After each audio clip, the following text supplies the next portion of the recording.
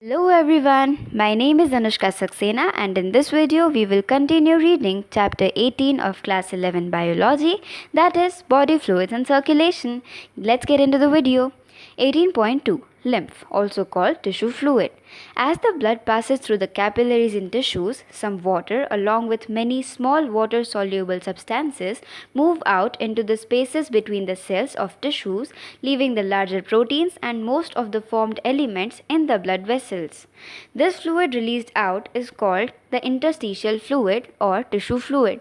It has the same mineral distribution as that in plasma. Exchange of nutrients, gases, etc. between the blood and the cells always occur through this fluid. An elaborate network of vessels called the lymphatic system collects this fluid and drains it back to the major veins. The fluid present in the lymphatic system is called the lymph. Lymph is a colorless fluid containing specialized lymphocytes which are responsible for the immune responses of the body. Lymph is also an important carrier for nutrients, hormones, etc. Fats are absorbed through lymph in the lacteals present in the intestinal villi.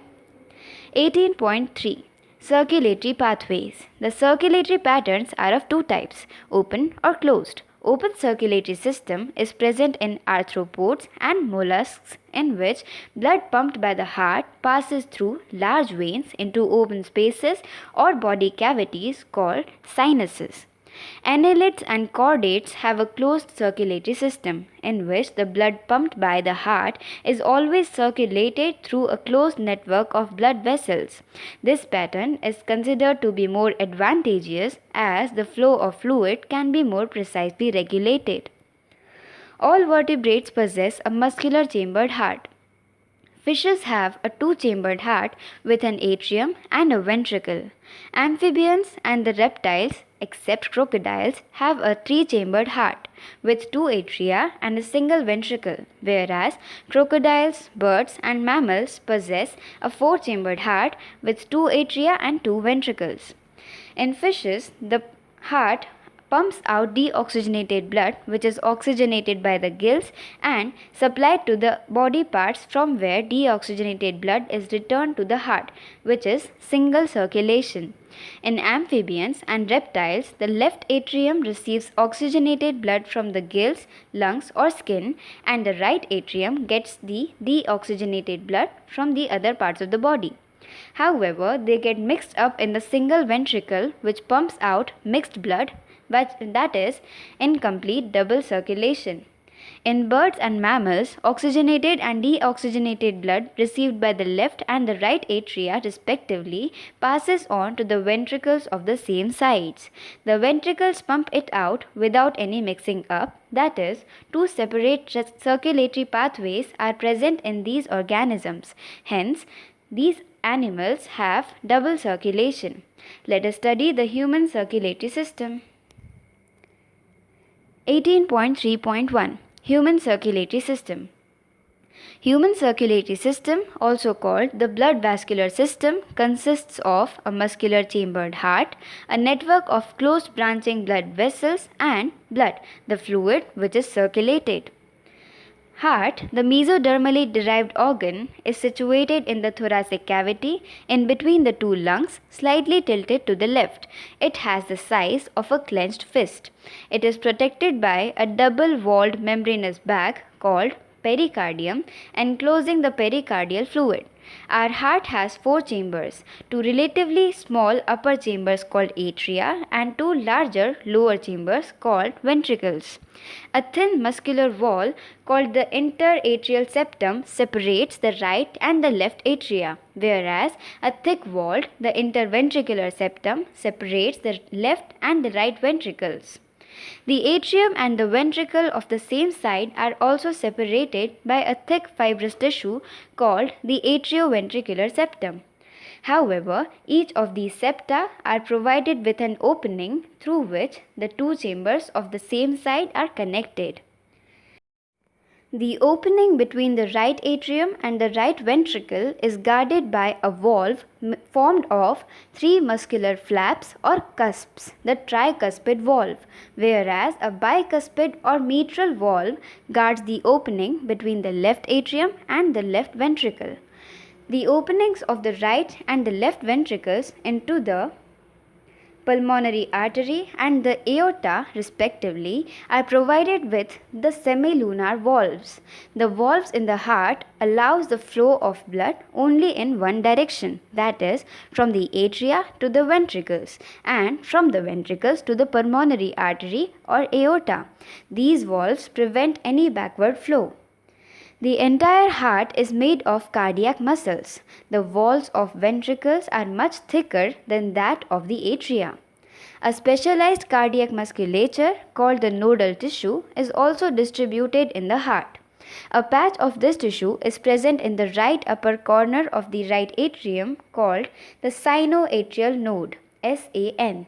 Another mass of this tissue is seen in the lower left corner of the right atrium close to the atrioventricular septum called the atrioventricular node AVN. A bundle of nodal fibers, atrioventricular bundle AV bundle, continues from the AVN which passes through the atrioventricular septa to emerge on the top of the interventricular septum and immediately divides into a right and left bundle. These branches give rise to minute fibers throughout the ventricular musculature of the respective sides and are called Purkinje fibers. Sorry if the pronunciation was wrong. The nodal musculature has the ability to generate action potentials without any external stimuli, that is, it is auto-excitable. However, the number of action potentials that could be generated in a minute vary at different parts of the nodal system. The SA node can generate the maximum number of action potentials, that is 70 to 75 per minute, and is responsible for initiating and maintaining the rhythmic contractile activity of the heart. Therefore, it is called the pacemaker. Our heart normally beats 70 to 75 times in a minute, average 72 beats per minute. 18.3.2 Cardiac cycle. How does the heart function? Let us take a look. To begin with, all the four chambers of heart are in a relaxed state, that is, they are in joint diastole. As the tricuspid and bicuspid valves are open, blood from the pulmonary veins and vena cava flows into the left and right ventricle respectively through the left and right atria. The semilunar valves are closed at this stage. The SA node now generates an action potential which stimulates both the atria to undergo a simultaneous contraction, the atrial systole. This increases the flow of blood into the ventricles by about 30%. The action potential is conducted to the ventricular side by the AV node and the AV bundle, from where the bundle of His transmits it through the entire ventricular musculature. This causes the ventricular muscles to contract, which is ventricular systole. The atria undergoes a relaxation, that is diastole, coinciding with the ventricular systole. Ventricular systole increases the ventricular pressure, causing the closure of tricuspid and bicuspid valves due to attempted backflow of blood into the atria. As the ventricular pressure increases further, the semilunar valves guarding the pulmonary artery on the right side and the aorta on the left side are forced open, allowing the blood in the ventricles to flow through these vessels into the circulatory pathways. The ventricles now relax, which is ventricular diastole, and the ventricular pressure falls, causing the closure of semilunar valves, which prevents the backflow of blood into the ventricles. As the ventricular pressure declines further, the tricuspid and bicuspid valves are pushed open by the pressure in the atria exerted by the blood, which was being emptied into them by the veins. The blood now once again moves freely into the ventricles. The ventricles and the atria are now again in a relaxed joint diastole state as earlier. Soon, the SA node generates a new action potential, and the events described above are repeated in that sequence, and the process continues. This sequential event in the heart, which is cyclically repeated, is called the cardiac cycle, and it consists of systole and diastole of both the atria and ventricles. As mentioned earlier, the heart beats 72 times per minute. That is, that many cardiac cycles are performed per minute. From this, it could be deduced that the duration of a cardiac cycle is 0.8 seconds. During a cardiac cycle, each ventricle pumps out approximately 70 milliliter of blood, which is called the stroke volume. The stroke volume multiplied by the heart rate, number of beats per minute, gives the cardiac output. Therefore, the cardiac output can be defined as the volume of blood pumped out by each ventricle per minute and averages 5000 milliliter or 5 liters in a healthy individual. The body has the ability to alter the stroke volume as well as the heart rate and thereby the cardiac output. For example, the cardiac output of an athlete will be much higher than that of an ordinary man. During each cardiac cycle, two prominent sounds are produced which can be easily heard through a stethoscope. The first heart sound, lub, is associated with the closure of the tricuspid and bicuspid valves, whereas the second heart sound, dub, is associated with the closure of semilunar valves. These sounds are of clinical diagnostic significance. 18.3.3 Electrocardiograph, also called ECG. You are probably familiar with this scene from a typical hospital television show. A patient is hooked up to a monitoring machine that shows voltage traces on a screen and makes the sound pip, pip, pip, pee as the patient goes into cardiac arrest. This type of machine, electrocardiograph, is used to obtain an electrocardiogram, ECG. ECG is a graphical representation of the electrical activity of the heart during a cardiac cycle.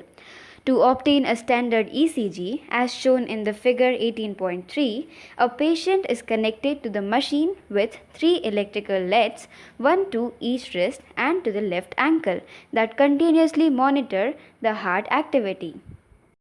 For a detailed evaluation of the heart's function, multiple leads are attached to the chest region. Here, we will talk only about a standard ECG. Each peak in the ECG is identified with a letter from P to T that corresponds to a specific electrical activity of the heart. The P wave represents the electrical excitation or depolarization of the atria, which leads to the contraction of both the atria. The QRS complex represents the depolarization of the ventricles, which initiates the ventricular contraction. The contraction starts shortly after Q and marks the beginning of the systole.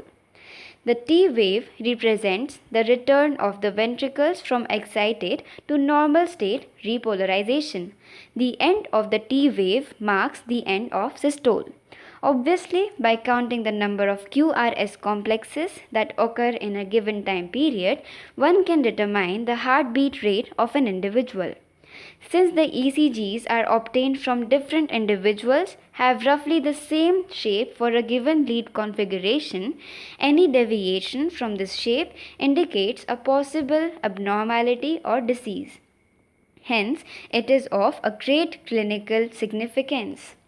18.4 double circulation we will read in the next part. Thank you so much for watching.